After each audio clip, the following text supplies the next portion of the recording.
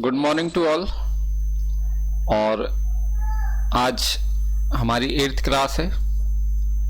आज जो मैंने क्वेश्चन दिया था कल आपके लिए प्रैक्टिकल का, तो उस क्वेश्चन में कुछ स्पेशल एडजस्टमेंट थे, उनका हमें यूज़ करना है। ठीक, तो पहले आपके जो ऑब्जेक्टिव क्वेश्चन थे हम उसको बाद में करेंगे। पहले स्पेशल जो एडजस्टमेंट हैं उनके बारे में बात कर लेते हैं। तो क्या है आपके पास स्पेशल एडजस्टमेंट? देखें कि जो आउटस्टैंडिंग और अर्न इनकम है, यदि वो ओपनिंग के हैं तो उसको हमें क्या करना है, लेस, और क्लोजिंग के हैं तो क्या करना है, ऐड। ये लिखा हुआ है, आप देखेंगे फर्स्ट वाले एडजस्टमेंट में लिखा है कि यदि ओपनिंग है तो उसको हमें क्या करना है, लेस करना है, और क्लोजिंग के तो क्या करना है, उसको ऐड करना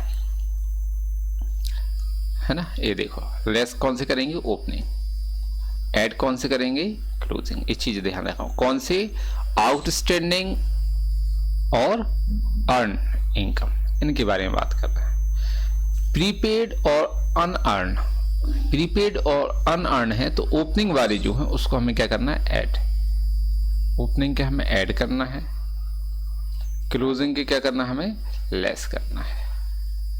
ठीक है, ओपनिंग के ऐड करेंगे, क्लोजिंग के लेस करेंगे, प्रीपेड।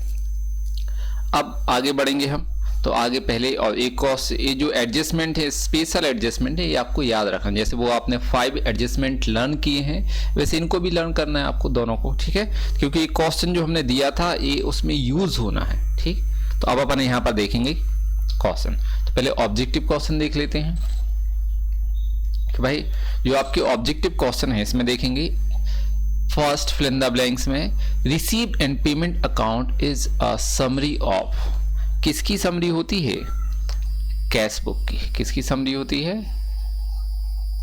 Cash book. आपको मैंने बताया था, ये फर्स्ट क्लास में ये बताया था कि कैश बुक की समरी। फिर the main object of a non trading organisation, तो नॉन ट्रेडिंग ऑर्गेनाइजेशन का मेन ऑब्जेक्ट क्या होता है, सर्विस प्रोवाइड करना है ना, सर्विस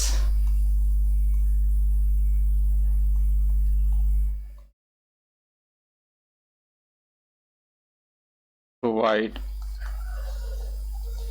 टू सोसाइटी। ठीक है, सोसाइटी को सर्विस प्रोवाइड करने का मेन ऑब्जेक्ट होता है। फिर क्या है, in income and expenditure account the excess of expenses over income is called, यदि इनकम एक्सपेंडिचर में एक्सपेंसेस कैसे होते हैं, ज्यादा होते हैं, तो इसको हम क्या बोलते हैं, इसको हम क्या बोलते हैं, deficit.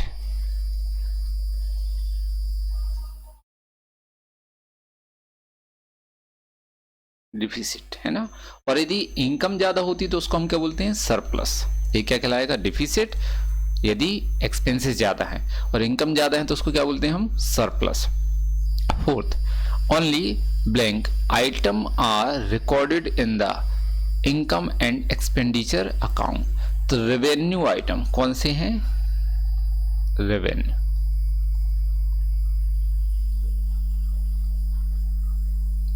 Revenue item are recorded income and expenditure account, capital item नहीं लिखे जाते। ठीक है, फिर non trading organisation keep their records of account by blank method, तो कौन सी मेथड इसको एप्लीकेबल करती है non trading organisation, cash method या सिस्टम। कैश सिस्टम हमने बताया था, कैश सिस्टम को फॉलो करते हैं, कैश मेथड को फॉलो करते हैं, एक ही बात है। ट्रू और false, no adjustment are made in received and payment account, ये ट्रू है। ठीक है, ये क्या है, ट्रू, क्योंकि अपन ने देखा हुआ है, हमने आपको फर्स्ट क्लास में बताया हुआ था कि जो हम रिसीव्ड एंड पेमेंट अकाउंट बनाते हैं उस पर कोई एडजस्टमेंट नहीं करते हैं ना। फिर professional people maintain their account according to cash system, दो व्यक्ति हैं जो कैश सिस्टम को फॉलो करते हैं, एक तो प्रोफेशनल पर्सन और दूसरा कौन करता है, आपका नॉन ट्रेडिंग ऑर्गेनाइजेशन। तो ये भी क्या है आपका, true. Next, the received and payment account start with an opening cash balance, ये भी राइट है। जब हम received and payment account prepare करते हैं तो सबसे पहले रिसीव साइड क्या लिखते हैं, बैलेंस बीडी ओपनिंग कैश का बैलेंस लिखते हैं। और क्लोजिंग कैसा होता है, इससे हमें क्लोजिंग कैश मिलती है लास्ट में। एंड कैसे होता है, क्लोजिंग कैश से। स्टार्ट होता है ओपनिंग कैश से और एंड कैसा होता है, क्लोजिंग कैश से। फिर फोर्थ वाला, received and payment account is not a index of financial position, ये भी ट्रू है।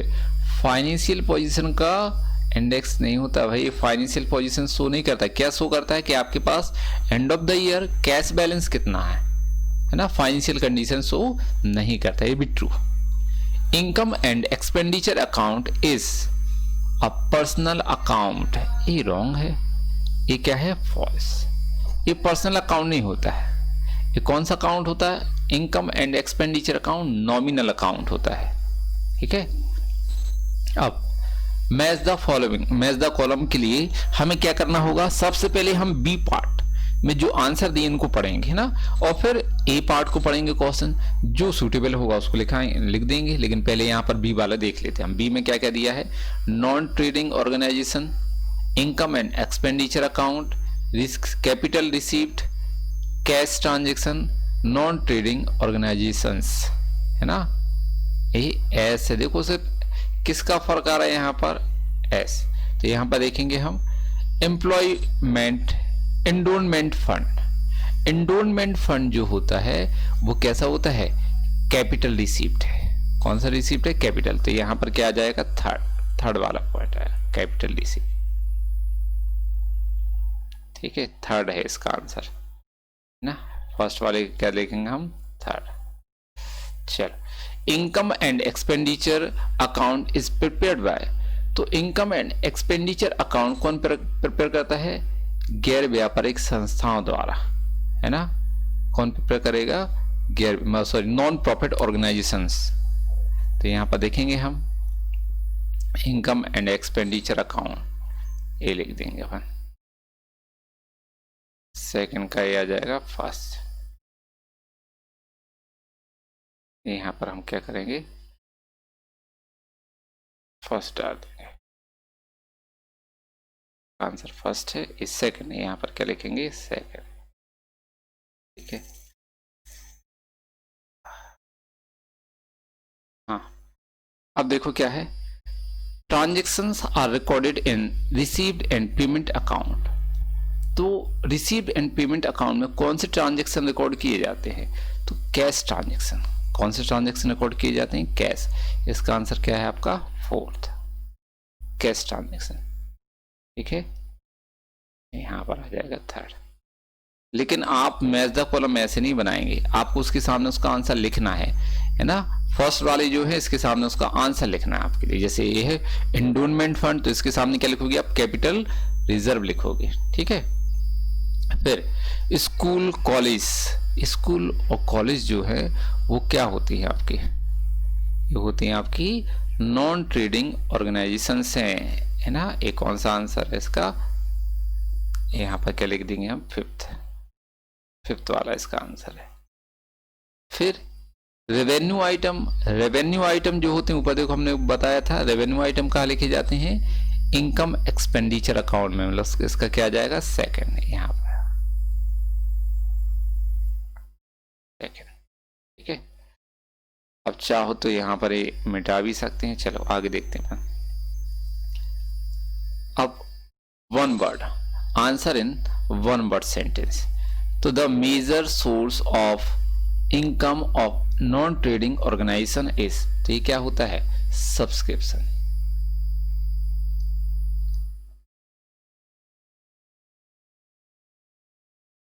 सब्सक्रिप्शन है इसका सोर्स, मेन सोर्स। ठीक है, the closing balance of received and payment account show, क्या शो करता है, ये बताता है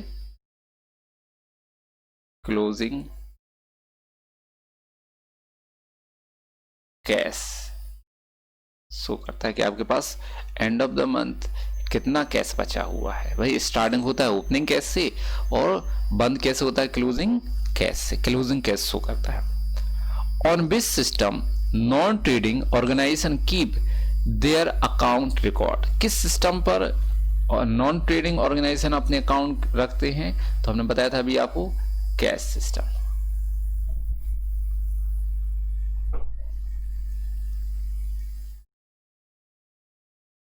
कैश सिस्टम पर, ठीक है।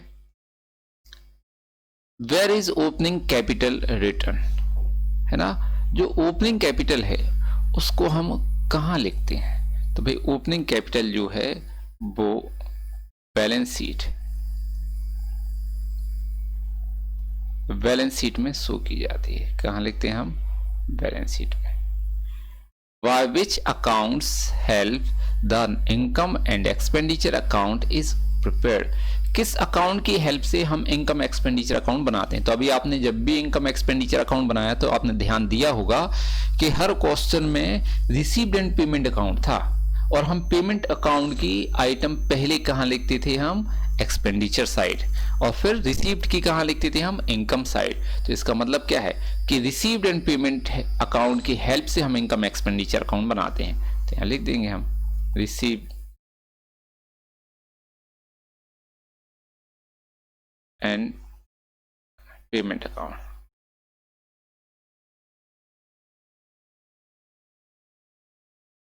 ठीक है, रिसीव्ड एंड पेमेंट अकाउंट की हेल्प से बनता है आपका। ये तो आपके ऑब्जेक्टिव क्वेश्चन कंप्लीट हुए। अब हम आपको बताते हैं जो क्वेश्चन हमने कल आपको होमवर्क दिया हुआ था। तो ये क्वेश्चन है आपका लास्ट, है ना, जो आपको दिया हुआ था। क्या है question? The received and payment account of the Ganga club for the year ending on 31 March 2018 is as follows. Received में देखो कैश बैलेंस है, सब्सक्रिप्शन 3 इयर्स का है, आउटस्टैंडिंग मतलब लास्ट ईयर का, करंट ईयर का और नेक्स्ट ईयर का। एंट्रेंस फी है आपकी, रेंट ऑफ लॉकर दिया है, special subscription for governments party. Payment में देखेंगे हमारे पास rent, stationery expenses, wages, billiard table, ये असेट होती है, इसको नहीं लिखते है ना। बिलियर्ड टेबल क्या है? असेट, इसको नहीं लिखा जाएगा। Repair and ETC, interest, balance, ये भी असेट होती। क्लोजिंग कैश है ना, इसको भी नहीं लिखेंगे। जैसे ओपनिंग कैसे, ऐसे इसको नहीं लिखते वन इनकम एक्सपेंडिचर में। फिर locker rent 6 rupees is for 16-17। ये ध्यान दो कि जो 16-17 की जो है यहाँ पर हम लिख देते हैं कि ओपनिंग वाला जो है वो कब का होगा? 2016-17 ओपनिंग। क्यों? क्योंकि देखो हम कब का बना रहे हैं?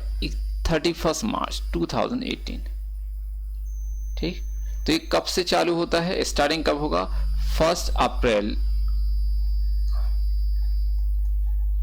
2017 से 31 मार्च